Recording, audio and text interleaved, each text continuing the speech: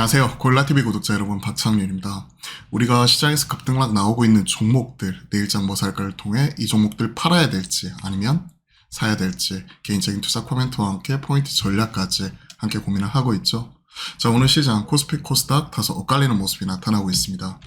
지난주만 하더라도 환율 그리고 금리 동반 급락과 함께 코스피 대형주 중심으로 좋은 모습이 나타났었죠. 특히 SK하이닉스가 시가총액 2위 자리까지 치고 올라오는 가운데 삼성전자와 SK하이닉스 동반 신고가 경신하는 모습이 특징적으로 나타났었고, 그리고 이와 더불어 AI, 로봇, 그동안의 금리 인상에 대한 피해주로서 언급이 되었었던 성장주 중심으로 순환매가 돌아가는 모습이 두드러지게 나타났습니다. 경기 민감주 마찬가지였죠. 국내에서도 경기 침체에 대한 우려 때문에 철강, 화학, 건설, 은행 이와 관련된 주요 종목들이 또 금리 인하와 함께 동반해서 순환매, 특히 외인들이 비어져 있는 바스켓을 채우는 과정 속에서 나타나는 흐름이 특징적인 부분이라고 볼 수가 있을 것 같습니다. 다만 오늘은요, 코스피 코스닥 크게 엇갈리고 있죠. 코스닥 약보합권, 코스피 약보합권, 코스닥이 1.6% 현 시점 상승하는 모습. 보시면 아시겠지만 시총 최상단에 있는 2차 전지 중심으로 좋은 모습.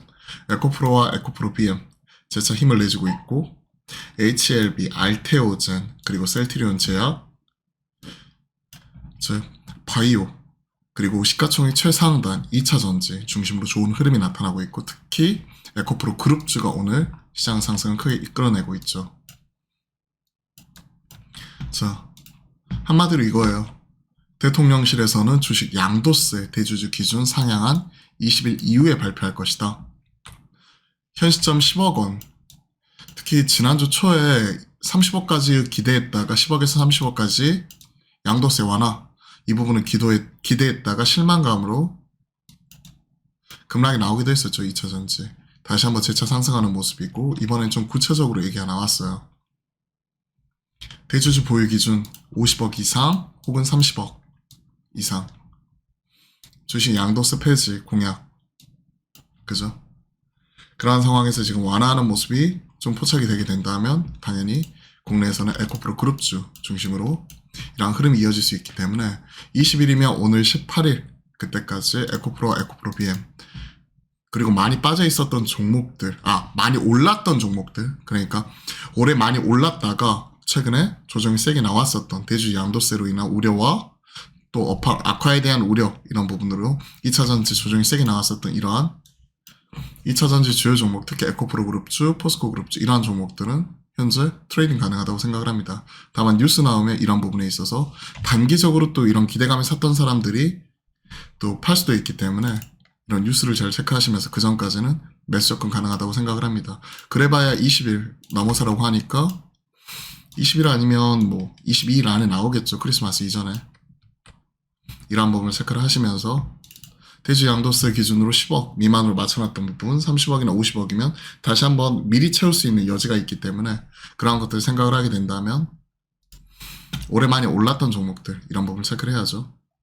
자, 이와 관련지어 가지고는 제가 채널에도 올려놨는데 코스피 연간 상승률 상위, 코스닥 연간 상승률 상위 보시면 에코프로 여기 있죠. 그리고 올해 많이 올랐던 JLK 뷰노 같은 의료용 AI 쪽이라든지 다 AI 쪽이 상단을 차지하고 있죠. 그리고 레인보우 로보틱스 같은 로봇주 여기에 해당이 된다고 볼 수가 있을 것 같습니다. 코스피도 마찬가지죠.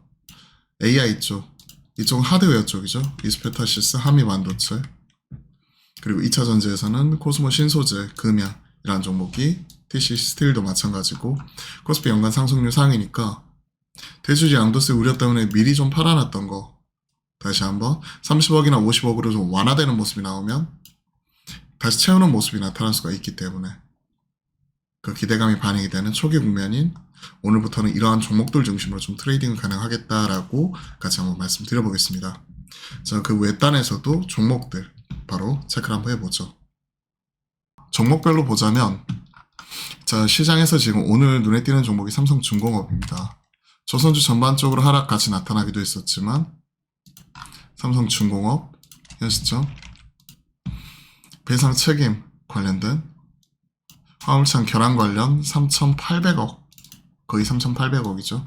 3,781억 배상 판결에 6% 하락 나왔죠. SK해운, 한국가스공사와 소송과 중재 해소 위한 협의 진행 중 얘기 나왔으니까 이에 따른 충당금을 4분기에 또 쌓을 수 있다 하는 이런 우려감이죠.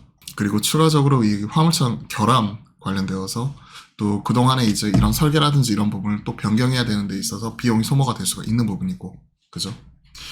솔리더스 화물창 뭐 이를 좀 일부 로열티 주는 부분 이런 부분 줄이기 위해서 국산화 이런 부분을 진행을 했었죠. 그와 관련되어서 기술적으로 뭐 결함 이런 부분은 시행착오라고 생각을 하지만 이번에 배상금 이런 부분은 조금 뼈아프게 다가옵니다. 손배 판결이 났죠.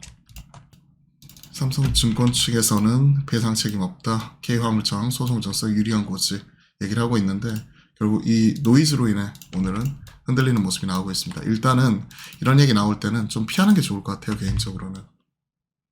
물론 이러다가 급반등이 나올 수 있지만 또 불확실성으로 추가적으로 흔들릴 수 있기 때문에 기존의 메디톡스나 이런 쪽도 소송전에서는 좀 우위를 잡았다 하는 부분으로 인해 신고가까지도 경신을 했지만 그 이후에 꾸준히 하락하는 모습이 나오기도 했었죠. 이런 권리강의 내역은 사실 어디로 튈지 모르는 럭비공 같다라고 생각을 하고 있습니다. 자, LG 디스플레이도 마찬가지예요. 저는 이 종목은 지금이라도 좀 팔아야 된다고 생각을 합니다. 주주배정 유증이 나와버렸어요. 개인적으로 가장 싫어하는 이벤트 중에 하나가 주주배정 유증이고요. 특히 계속 적자 누적되고 있는 상황에서 나오고 있는 이런 주주배정 유증은 그렇게 썩 좋아하는 편은 아니에요. 작년에 2조, 그리고 올해 보시면 아시겠지만 1조 8,800억, 6,600억 소폭 줄이고는 있지만 적자 누적이 되고 있는 상황에서 나오고 있는 주주배정 유증이거든요. 조단위 자금 조달 나선다, 1.3조 규모 유상증자 추진. 연합인포맥스에서 나온 뉴스이고요. 아직까지 LG 디스플레이 공시나 이런 부분은 아직 안 나왔거든요.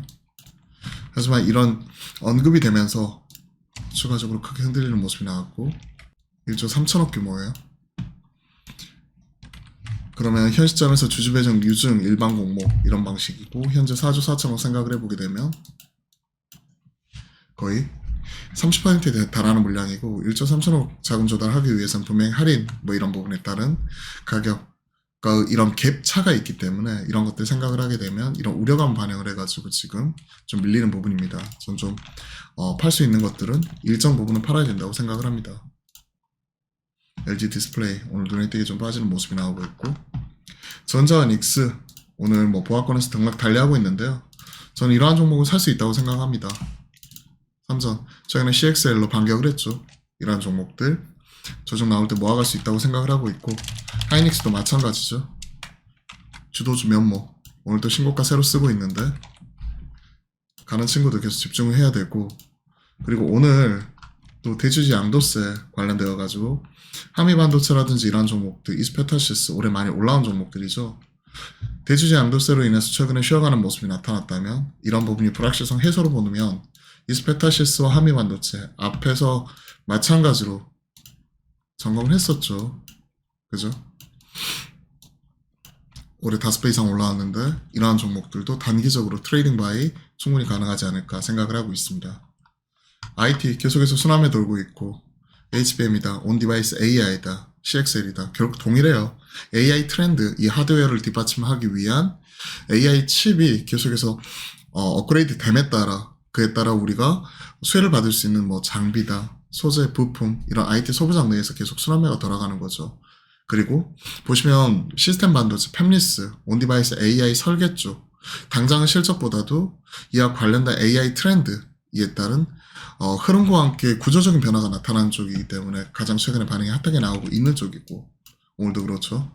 그리고 실질적으로 올해 적자의 석자로 돌아서게 되는 턴어라운드, 기판 쪽 같이 나오고 있기 때문에 온디바이스 AI 쪽으로 나오고 있고 CXL은 지금 현 시점에서 AMD라든지 인텔이라든지 이런 CPU 따는 호환 문제 이 부분을 해결해야 되는 거죠. 아직 이에 따른 표준이 정립이 되지 않았기 때문에 흔들림이 있을지언정 결국은 SK 하이닉스와 삼성 쪽에서 추가하고 있는 쪽은 HBM 쪽, 서버 땅 클라우드 AI 쪽이 들어가게 되는 이런